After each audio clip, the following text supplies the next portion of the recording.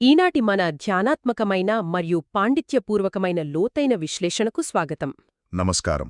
ఈరోజు మనం ఒక అత్యంత అద్భుతమైన తాత్విక చర్చ చేయబోతున్నాం.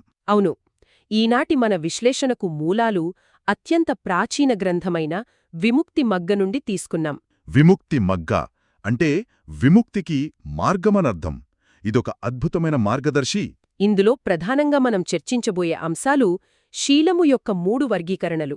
అలాగే ధ్యానంలో నైతిక స్వచ్ఛత యొక్క 3 మూలస్తంభాలు కూడా. ఖచ్చితంగా.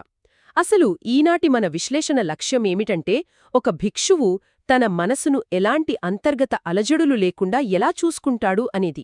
ఎలా ప్రశాంతంగా ఉంచుకుంటాడు, అలాగే ధ్యానానికి అత్యంత ఆవశ్యకమైన నైతిక స్వచ్ఛతను ఎలా సాధిస్తాడు అనే విషయాలను మనం లోతుగా అన్వేషించబోతున్నాం. ఇదొక తాత్విక, ధ్యానాత్మక జీవన విధానం. మనం సాధారణంగా నైతికత లేదా స్వచ్ఛత అనగానే ఒక పక్కా ఆదర్శ స్థితి అనుకుంటాం. అంటే పుట్టుకతోనే ఎప్పుడూ ఎలాంటి తప్పు చెయ్యని ఒక సంపూర్ణమైన ఆదర్శ స్థితి అని మన భావన. స్వచ్ఛత అంటే ఏ తప్పు చేయకపోవడం మాత్రమే కాదు. ఒకవేళ పొరపాటు జరిగితే దానికి ఎలా ప్రతిస్పందిస్తామనేది కూడా ఇందులో భాగమే కదా. ఖచ్చితంగా. విముక్తిమగ్గ గ్రంథం ఆధారంగా ఈ విశుద్ధ శీలంలో 2 ప్రధాన అంశాలున్నాయి. మొదటిది ఆదర్శం అనుకుంటాను. అవును, ఆదర్శమంటే అసలు ఎలాంటి తప్పు లేదా ఉల్లంఘన చేయకపోవడం, పూర్తి ఎరుకతో జీవించడం. కాని మానవమాతృలుగా అది ఎల్లప్పుడూ సాధ్యం కాదు. అక్కడే రెండో అంశం వస్తుంది, అదే కోలుకోవడం. ఎంతటి ఎరుకతో ఉన్నప్పటికీ కొన్నిసార్లు అనుకోకుండా పొరపాటు జరగవచ్చు. అలా జరిగినప్పుడు ఆ తప్పును వెంటనే గుర్తించి సరిదిద్దుకోవడం. సరిగ్గా చెప్పారు. మూలాలలోని ఫుట్నోట్స్ను పరిశీలిస్తే ఇక్కడ మనకు కథపటికమ్మ అనే ఒక సాంకేతిక పాలిపదం కనిపిస్తుంది. కథపటికమ్మ అంటే ప్రాయశ్చిత్తం చేసుకోవడం లేదా తప్పును సరిదిద్దుకోవడమనే కదా అర్థం? అవును, కేవలం తప్పు ఒప్పుకోవడం కాదు, చేతలతో ఆ తప్పును సరిదిద్దుకోవడం. అంటే ఒక ఉదాహరణ చూద్దాం. ఒక భిక్షువు అడవిలో నడుచుకుంటూ వెళ్తున్నాడు. తన చేతిలోని కర్ర పొరపాటున ఒక చెట్టు కొమ్మకు తగిలి ఆ కొమ్మ విరిగిపోయింది అనుకుందాం. అది ఉద్దేశపూర్వకంగా చేసింది కాదు, కేవలం ఒక క్షణం ఎరుక కోల్పోవడం వల్ల జరిగింది. కాని ఆ తప్పు జరిగిన మరుక్షణమే దాన్ని గుర్తిస్తాడు. దానికి తగిన విధంగా కథపటికమ్మ అంటే ప్రాయశ్చిత్తం చేసుకుంటాడు. అలా చేసినప్పుడు ఆ భిక్షువు యొక్క మనస్సు తిరిగి తన సహజస్థితికి చేరుకుంటుంది, ఎంతో స్పష్టంగా మారుతుంది. ఒక ప్రశాంతమైన సరోవరంలా మారుతుందనమాట. అలంకారికంగా చెప్పాలంటే నీరు నిశ్చలంగా ఉన్నప్పుడే అడుగున ఉన్న రాళ్లు స్పష్టంగా కనిపిస్తాయి. అద్భుతమైన పోలిక. ఎప్పుడైతే మనస్సులో ఆ అపరాధభావం ఉండదో అది అత్యంత లోతైన ఏకాగ్రతకు అద్భుతమైన పునాదిగా మారుతుంది. ఈ విశుద్ధ శీలం అనేది ధ్యానానికి నిజంగా ఒక బలమైన పునాది. కాని రెండవదైన అవిశుద్ధ శీలం పరిస్థితి వేరు కదా. అవును, అవిశుద్ధ శీలం అంటే అపవిత్రమైనది. ఇది వ్యక్తిగత సమగ్రత లోపించడం వల్ల వస్తుంది. దీనికి గల కారణాలను మూలాలు చాలా స్పష్టంగా వివరించాయి. మొదటిది ఉద్దేశపూర్వక ఉల్లంఘన. ఫుట్నోట్ 69 ప్రకారం తనకు తానుగా లేదా పూర్తిగా తెలిసి ఉద్దేశపూర్వకంగా తప్పు చేయడం. అంటే ఒక చర్య తన శీలానికి విరుద్ధమని స్పష్టంగా తెలిసినా కూడా చేయడం. అవును, ఇంద్రియ నిగ్రహాన్ని కోల్పోయి ఆ తప్పు చెయ్యడం.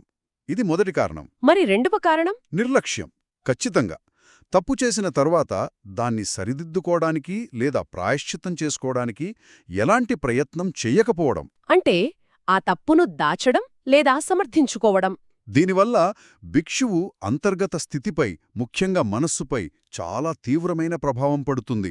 ఈ అవిశుద్ధత వల్ల మనస్సులో ఒక విధమైన భారం లేదా బరువు ఏర్పడుతుంది కదా. అవును, ధ్యానంలో కూర్చున్నప్పుడు బయట ప్రపంచం నిశ్శబ్దంగా ఉండవచ్చు, కాని లోపల ఈ అపరాధభావం ఒక పెద్ద కోలాహలాన్ని సృష్టిస్తుంది. ఈ బరువు బరుధ్యాత్మిక ప్రగతికి ఒక పెద్ద అడ్డుకట్టగా నిలుస్తుందని ఎవరైనా ఊహించవచ్చు. అది మనస్సును ఎదగనివ్వదు, ఆ భారం ఒక బండరాయిలా అణచివేస్తుంది. మరి ఈ భారాన్ని వదిలించుకోవడానికి పరిష్కారమేమిటి? పరిష్కారం సూటిగానే ఉంటుంది. భిక్షువు తాను చేసిన ఉల్లంఘనకు తీవ్రంగా సిగ్గుపడాలి. ఇక్కడ సిగ్గుపడటమంటే ఇతరుల ముందు అవమానం పాలవుతామనే భయం కాదు. కాదు, ఇది పూర్తిగా అంతర్గతమైనది. తన అస్తిత్వం ముందు, తాను ఎంచుకున్న మార్గం ముందు తన పతనాన్ని గుర్తించడం. ఆ లోతైన పశ్చాత్తాపంతో అత్యంత నిజాయితీగా ప్రాయశ్చిత్తం చేసుకోవాలి. ఈ నిజాయితీ అనేది చాలా ముఖ్యం. ఎప్పుడైతే ఆ నిజాయితీతో కూడిన అంగీకారం జరుగుతుందో అప్పుడే ఆ భారం దిగిపోతుంది. తిరిగి స్వచ్ఛత అందించే ఆనందాన్ని పొందగలరు. మనసు మళ్లీ తేలికపడుతుంది. సరిగ్గా చెప్పారు. ఇప్పుడు మనం అత్యంత సంక్లిష్టమైన మరియు ఆసక్తికరమైన మూడో వర్గీకరణ గురించి మాట్లాడుకుందాం. అదే వేమతిక శీలం, నైతిక సందిగ్ధతకు సంబంధించిన స్థితి. ఇదొక గందరగోళం. అవును, తాను చేసిన చర్య తప్పో ఒప్పో తెలియని అయోమయ స్థితి. స్పష్టత లేకపోవటం అపరాధభావం కంటే కూడా ప్రమాదకరమైనది. మూలాల ప్రకారం ఈ సందిగ్ధతకు కారణమయ్యే 3 రకాల లోపాలున్నాయి. మొదటిది వత్తు. వత్తు అంటే ఆధారిత వస్తువు లేదా జరిగిన విషయం. అంటే అసలు తాను వ్యవహరించిన వస్తువు లేదా జరిగిన విషయం ఒక నేరంగా పరిగణించబడుతోందో లేదో గుర్తించలేకపోవడం. దీనికి మనం ఒక ఉదాహరణ చెప్పుకుందాం.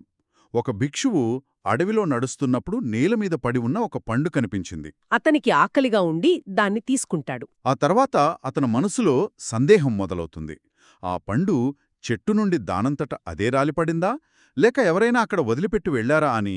ఒకవేళ ఎవరిదైనా అయితే అది తీసుకోవడం దొంగతనం కిందకొస్తోందా లేదా ప్రకృతి ప్రసాదించిన ఆహారం అవుతుందా? అవును, ఇక్కడ వత్తు అంటే ఆ పండు. దాని చుట్టూ అల్లుకున్న ఈ సందేహమే ఈ మొదటి లోపం. మరి రెండవది తీవ్రత కదా. జరిగిన తప్పు యొక్క తీవ్రతను సరిగ్గా అంచనా వెయ్యలేకపోవటం, కేవలం చిన్న పొరపాటా లేక తీవ్రమైన ఉల్లంఘన అని అర్థం కాకపోవటం. ఇక మూడవది ఉల్లంఘన. అసలు తాను చేసిన చర్య నిజంగా నియమాల గీత దాటిందా లేదా అనే కనీస స్పష్టత లేకపోవడం. ఈ 3 రకాల సందేహాలు మనసును ఎప్పుడూ ఒక యుద్ధభూమిలా మార్చేస్తాయి. ఒకవైపు తప్పు చేశానని నిర్ధారించుకొని ప్రాయశ్చిత్తం చేసుకోలేరు, మరోవైపు స్వచ్ఛంగా ఉన్నానని నమ్మి ధ్యానంలో కూర్చోలేరు. ఈ అనిశ్చితి భిక్షువు శక్తిని హరిస్తుంది, అపరాధభావంతో కుంగిపోయేలా చేస్తుంది. మరి ఒక భిక్షువు ఈ స్థితిలో ఉన్నప్పుడు ఈ గందరగోళం నుండి బయటపడటానికి పరిష్కారమేమిటి? దీనికి పరిష్కారం విద్యాపూర్వకంగా జ్ఞానాన్ని అన్వేషించడం. సందేహాలతో మౌనంగా కుమిలిపోకూడదు. సరైన ప్రశ్నలు అడగాలి, గురువుల వద్దకు వెళ్లి తన సందేహాలను నివృత్తి చేసుకోవాలి. ఖచ్చితంగా నియమాల వెనుక ఉన్న ఆంతర్యాన్ని అర్థం చేసుకోవాలి. ఆ విధంగా సందేహాలను నివృత్తి చేసుకోవడం ద్వారా ఫాసు లభిస్తుంది. ఫాసు అంటే మానసిక ప్రశాంతత. అవును, మెంటలీజ్ అంటారు కదా, మనసు ఎటువంటి ఒత్తిడికి భారానికి గురికాకుండా ఉండే సహజమైన స్వేచ్ఛాస్థితి.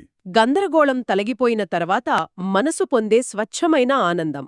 ఈ ఫాసు స్థితిలో ఉన్న మనస్సుకు ధ్యానంలో ఏకాగ్రత చాలా సులభంగా సిద్ధిస్తుంది. ఇప్పుడు మనం ఈ 3 శీలాల మధ్య ఉన్న వ్యత్యాసాలను మరియు వాటి పరిష్కారాలను క్రోడీకరిద్దాం. తప్పకుండా. ముందుగా మనం చెప్పుకున్నట్లు ఫుట్నోట్ 68లో పేర్కొన్న విశుద్ధిమగ్గ వ్యాఖ్యానాలను కలుపుతూ విశ్లేషిద్దాం. విశుద్ధిమగ్గ ప్రకారం ధ్యానంలో ముందుకు సాగాలంటే అవిశుద్ధ శీలాన్ని శుద్ధి చేసుకోవాలి. అవును, అవిశుద్ధతకు మందు నిజాయితీ, చేసిన తప్పును అంగీకరించి ప్రాయశ్చిత్తం చేసుకోవడం. అలాగే వేమతిక శీలం అంటే సందిగ్ధతకు మందు జ్ఞానాన్వేషణ. సందేహాన్ని నివృత్తి చేసుకోకుండా అలాగే వదిలేసి ధ్యానం చేద్దామని ప్రయత్నించకూడదు. ఏ చిన్న ముళ్ళు వంటి సందేహాన్ని కూడా ఉంచుకోకూడదు. ఈ 2 మార్గాలు కూడా అంతిమంగా భిక్షువు మనస్సును ఆ ఫాసువైపు అనగా ప్రశాంతత వైపు నడిపిస్తాయి. ఆ మానసిక ప్రశాంతతే ధ్యానానికి అనుకూలమైన వాతావరణాన్ని సృష్టిస్తుంది. ఇది అత్యంత ప్రాథమికమైనది. మనసు భారంగా ఉన్నా, సందేహాల వలలో చిక్కుకుని ఉన్నా సమాధి స్థితికి చేరుకోవడం అసాధ్యం. కాబట్టే ఫాసో అనేది ఆ ఆటంకాలన్నింటినీ తొలగించే ఒక సాధనం. ఈ సుదీర్ఘమైన విశ్లేషణలో మనం చాలా లోతైన విషయాలు తెలుసుకున్నాం. నైతికత లేదా శీలమనేది కేవలం శిక్షలు విధించే నియమాల పట్టిక కదా? అస్సలు కాదు. వాస్తవానికి అది భిక్షువు తన మనస్సును బరువు లేకుండా స్వేచ్ఛగా ఉంచుకోవడానికి ఉపయోగించే ఒక అత్యున్నత మానసిక సాధనం. ధ్యానమార్గంలో ప్రయాణాన్ని అత్యంత సులభతరం చేసుకునే ఒక అంతర్గత ప్రక్రియ. ఒకరిని మెప్పించటానికి లేదా శిక్షకు భయపడి చేసేది కాదు. ఇది మనస్సుతో చేసే ప్రయాణం. నిజంగా ఇదొక అద్భుతమైన జీవన విధానం. అయితే మన విశ్లేషణను ముగించే ముందు ఒక బలమైన తాత్విక కోణాన్ని వదిలిపెడదాం. తప్పకుండా. అంతిమ లక్ష్యం మనస్సు యొక్క సంపూర్ణ ప్రశాంతత లేదా ఫాసు సాధించడమే అయినప్పుడు ఒక ముఖ్యమైన ప్రశ్న తలెత్తుతుంది. పదే పదే ప్రతి చిన్న తప్పును అత్యంత నిశితంగా వర్గీకరించి విశ్లేషించుకుంటూ పోవడమనేది నిజంగా మనస్సును మరింతగా శుద్ధి చేస్తుందా? లేక ఆ నిరంతర విశ్లేషణే మనస్సుకు తెలియకుండానే ఒక కొత్త బంధనంగా మారిపోతుందా? విముక్తి కోసం వెతికే మార్గంలో ఆ వెతుకులాటి ఒక అదృశ్యమైన సంకెళ్లను సృష్టిస్తుందా? ఇది నిజంగా ఆలోచించాల్సిన ఒక ఆసక్తికరమైన తాత్విక కోణం. చాలా లోతైన ప్రశ్న. ప్రతి ఒక్కరూ తమ అంతరాత్మను అడగాల్సిన ప్రశ్న. ఈ లోతైన విశ్లేషణలో పాల్గొన్నందుకు ధన్యవాదాలు. స్వస్తి.